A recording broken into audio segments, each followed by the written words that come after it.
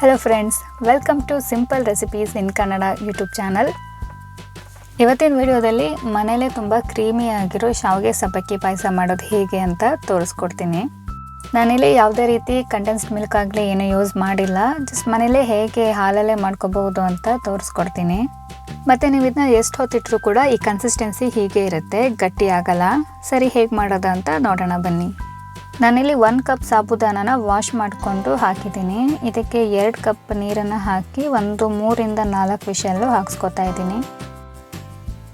Next ಇಲ್ಲಿ ಒಂದು ಪಾತ್ರೆ ಇಟ್ಟು ಅದಕ್ಕೊಂದು 2 ಸ್ಪೂನ್ ತುಪ್ಪ ಹಾಕಿದ್ದೀನಿ. ತುಪ್ಪ ಒಂದು ಸ್ವಲ್ಪ ಬಿಸಿ ಆದಮೇಲೆ ಗೋಡಂಬಿ ಒಂದು ಸ್ವಲ್ಪ ಬ್ರೌನ್ ಆದಮೇಲೆ ಅದಕ್ಕೆ ಒಣದ್ರಾಕ್ಷಿ ಹಾಕಿ ಫ್ರೈ ಮಾಡ್ಕೊತಾ ಇದ್ದೀನಿ.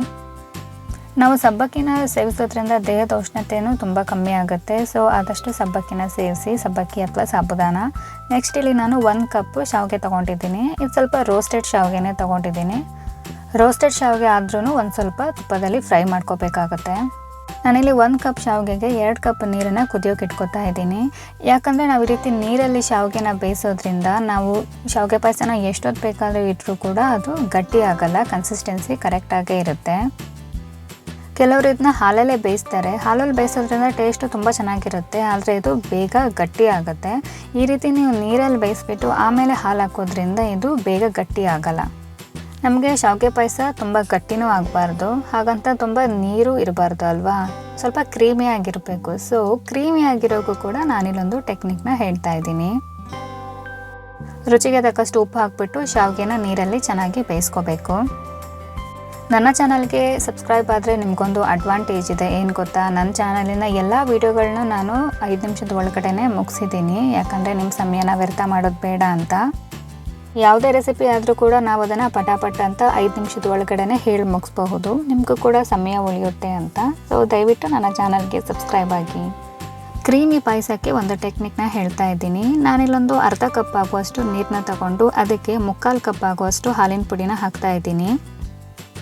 ನಾನೊಂದು ಸ್ವಲ್ಪ ಬೆಚ್ಚಗಿರೋ ನೀರು ತೊಗೊಂಡಿದ್ದೀನಿ ಅಷ್ಟೇ. ನಾನು ಯಾವ ಕಪ್ಪಲ್ಲಿ ಶಾವಿಗೆ ಮತ್ತು ಸಾಬುದಾನನ ತೊಗೊಂಡೆ ಅಲ್ವಾ, ಅದೇ ಕಪ್ಪಲ್ಲಿ 3/4 ಕಪ್ ಆಗುವಷ್ಟು ಹಾಲಿನ ಪುಡಿನ ಹಾಕಿದ್ದೀನಿ. ಈ ರೀತಿ ನೀರಿಗೆ ಹಾಕಿದ್ಮೇಲೆ ಇದನ್ನ ಚೆನ್ನಾಗಿ ಮಿಕ್ಸ್ ಮಾಡ್ಕೊಬೇಕು, ಗಂಟಿಲ್ದಂಗೆ. ಒಂದು ವೇಳೆ ನೀವು ಬಿಸಿ ನೀರು ತೊಗೊಂಡ್ರೆ ಹಾಲಿನ ಪುಡಿ ಬೇಗ ಗಂಟಾಗುತ್ತೆ. ಸೊ ನಾನಿಲ್ಲಿ ಬೆಚ್ಚಗಿರೋ ನೀರನ್ನ ತೊಗೊಂಡಿದ್ದೀನಿ. ನೀವು ಕುದಿ ಬರ್ತಿರೋ ಪಾಯಸಕ್ಕೇ ಡೈರೆಕ್ಟಾಗಿ ಹಾಲಿನ ಪುಡಿ ಹಾಕಿದ್ರೂ ಕೂಡ ಇದು ಗಂಟಾಗುತ್ತೆ. ಸೊ ಈ ರೀತಿ ನೀರಲ್ಲೇ ಮಿಕ್ಸ್ ಮಾಡಿಕೊಂಡು ಹಾಕಬೇಕು.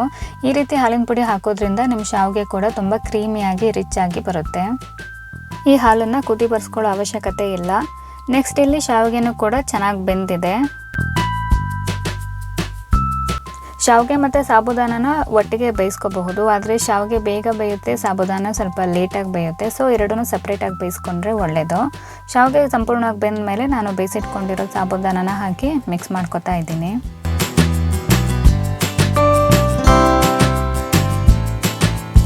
ಈ ರೀತಿ ಮಿಕ್ಸ್ ಮಾಡ್ಕೊಂಡಾದ್ಮೇಲೆ ನಾನು ಆಗಲೇ ಮಾಡ್ಕೊಂಡಿದ್ದೆ ಅಲ್ವಾ ಹಾಲಿನ ಪುಡಿಯಿಂದ ಹಾಲು, ಆ ಹಾಲನ್ನ ಹಾಕ್ತಾ ಇದ್ದೀನಿ.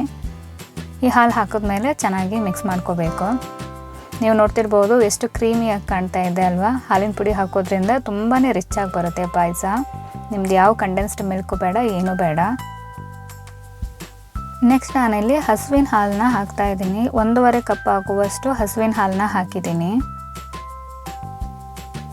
ಈ ರೀತಿ 2 ರೀತಿಯ ಹಾಲು ಹಾಕಿದ್ಮೇಲೆ ಚೆನ್ನಾಗಿ ಮಿಕ್ಸ್ ಮಾಡ್ಕೋಬೇಕು. ನೆಕ್ಸ್ಟ್ ನಾನಿಲ್ಲಿ ಅದೇ ಕಪ್ಪಲ್ಲಿ 1 ಕಪ್ ಆಗುವಷ್ಟು ಸಕ್ಕರೆನ ಹಾಕಿದ್ದೀನಿ.